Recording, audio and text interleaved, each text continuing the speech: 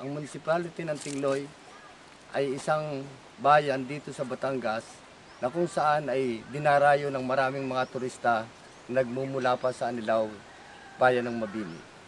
Ang unang problema dito sa Tingloy ng mga tao ay ang potable water supply dahil sa ang kanilang mga deep well, ang kanilang mga source of supply ay mga dug well lang na malapit sa dagat. Ang Tingloy Water Supply Project ay na-annex sa Mabini Water District ng panahon ng Pangulong Cory Aquino bilang isang pro-poor grant sa bayan ng Mabini. Kami po ay nagtayo dito ng dalawang dug well na sa kasalukuyan ay nagsusupply sa may 300 residente ng concessionaire ng Tingloy. Sa kasalukuyan po ay ang aming water supply dito sa Tingloy ay nagkaroon na rin ng salt intrusion. Kaya sa pamagitan ng management at sa tulong ng mga law official, lalo na ang kagalang-galang na Chairman Pichay, binigyan kami ng pagkakataon na aming may pagpatuloy ang tubig sa Mabini. Ang nabigay po dito sa aming tubig sa Mabini ay isang windmill supply project.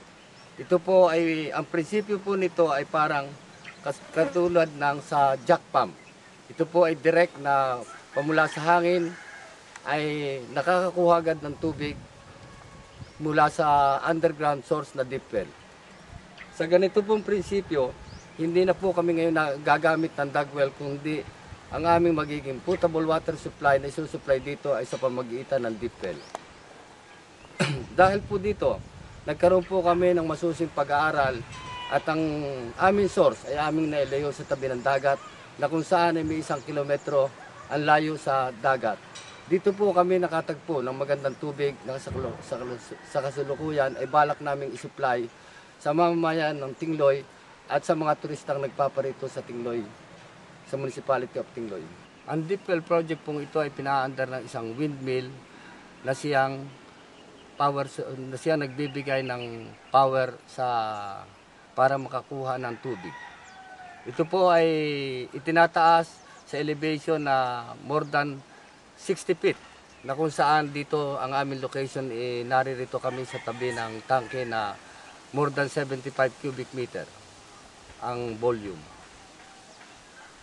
Sa kasalukuyan po ay meron din po itong isang backup ang isang deep well na sinusupply naman ng generator set. Kaya kung mahina ang hangin o hindi kami may aberya, may bagyo, ay patuloy pa rin po ang supply ng tubig dito dahil kami ay may generator set na naroon lang sa likod ng windmill. Ito po yung direct na.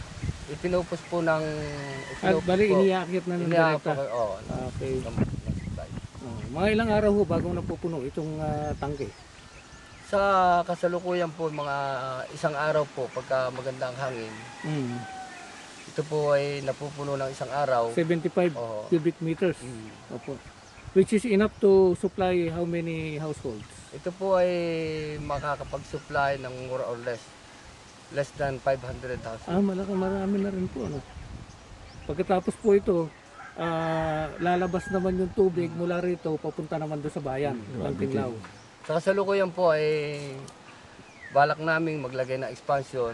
Ito po ay naantala dahil sa wala nga kaming maipagay na potable water supply. Ang tubig po namin nung nakaraang mga taon ay umalat na at ang mga tao ay nagpa-disconnect na rin.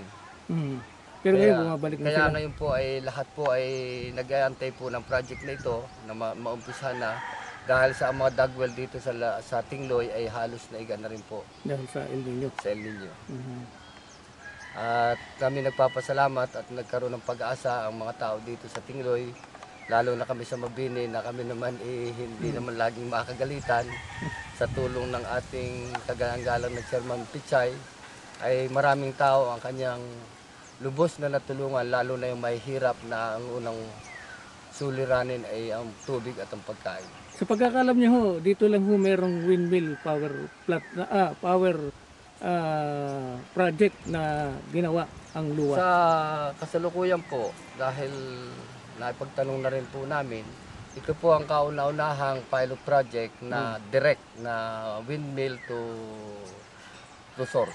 Dahil po ang iba pong mga principles ng Kuwait, nagko-convert po from windmill to kuryente.